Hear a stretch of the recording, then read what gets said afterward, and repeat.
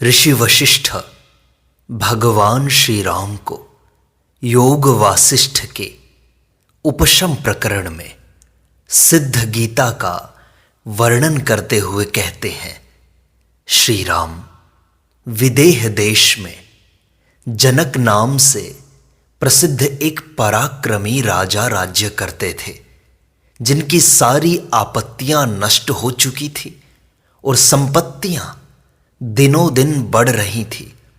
उनका हृदय बड़ा उदार था।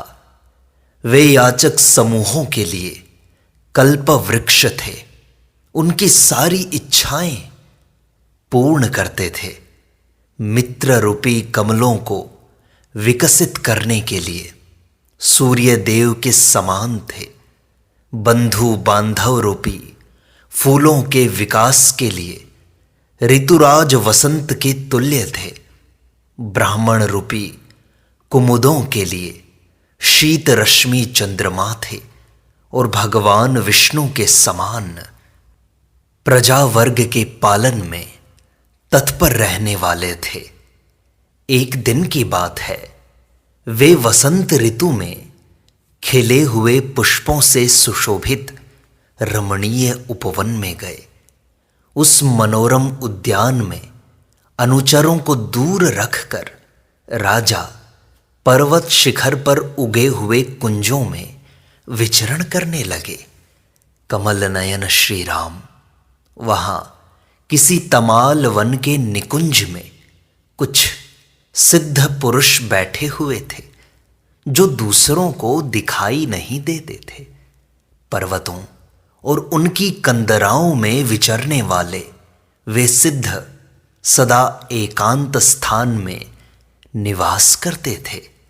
उनके मुख से कुछ ऐसे उपदेशात्मक गीत निकले जो श्रोता के हृदय में परमात्मा भाव को जगाने वाले थे।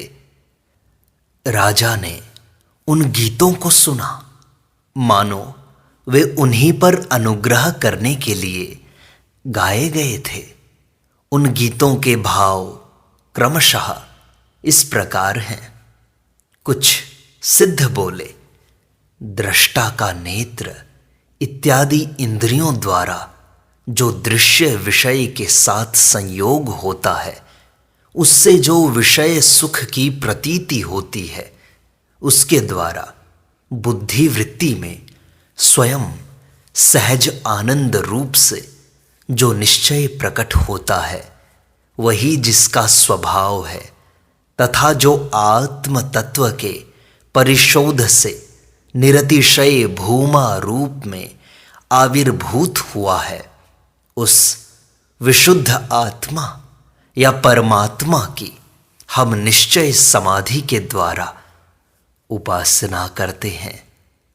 दूसरे सिद्ध बोले, वासना सहित दृष्टा, दर्शन और दृश्य की त्रिपुटी को त्याग देने पर जो विशुद्ध दर्शन या ज्ञान के रूप में प्रकाशित होता है, उस विशुद्ध आत्मा की हम उपासना करते हैं।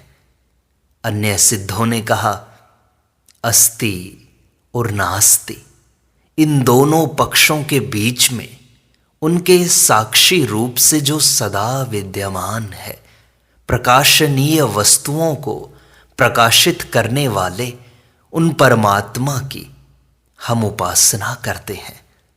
दूसरे सिद्ध बोले, जिसमें सब है, जिसका सब है, जिससे सब है, जिसके लिए यह सब है, जिसके द्वारा यह सब है, तथा जो स्वयं ही सब कुछ है, उस परम सत्य आत्मा की हम उपासना करते हैं।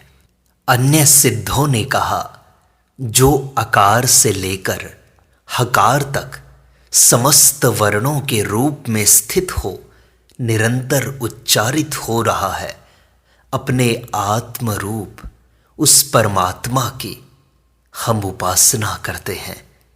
दूसरे सिद्ध बोले, जो हृदय गुफा में विराजमान दीप्तिमान परमेश्वर को छोड़कर किसी दूसरे का आश्रय लेते हैं वे हाथ में आए हुए कौस्तुभ मणि को त्याग कर दूसरे तुच्छ रत्नों की इच्छा करते हैं। अन्य सिद्धों ने कहा, संपूर्ण आशाओं का त्याग करने पर हृदय में स्थित ज्ञान का फल रूप यह ब्रह्म प्राप्त होता है, जिससे आशा रूप विश्वल्लरी की मूल परंपरा ही कट जाती है। दूसरे सिद्ध बोले, जो दुर्बुद्धि पुरुष भोग्य पदार्थों की अत्यंत नीरसता को जानकर भी उनमें बारंबार अपने मन की भावना को बांधता है, वह मनुष्य नहीं गधा है। अन्य सिद्धों ने कहा, जैसे इंद्र ने वज्र के द्वारा पर्वतों को मारा था, उसी प्रकार बारंबार उठने और गिरने वाले इन इंद्रिय रूपी सर्पों पर विवेक रूपी डंडे से प्रहार करना चाहिए। दूसरे सिद्ध बोले, उपशम या शांति के पवित्र सुख को प्राप्त करना चाहिए। जो उत्तम मनोनिग्रह से संपन्न है, उस पुरुष का विशुद्ध चित्त ही शांति को प्राप्त होता है। जिसका चित्त शांत हो गया है, उसी को अपने परमानंदमय स्वरूप में दीर्घ काल के लिए उत्तम स्थिति प्राप्त होती है। इस प्रकार सिद्ध गीता संपूर्णता को प्राप्त होती है।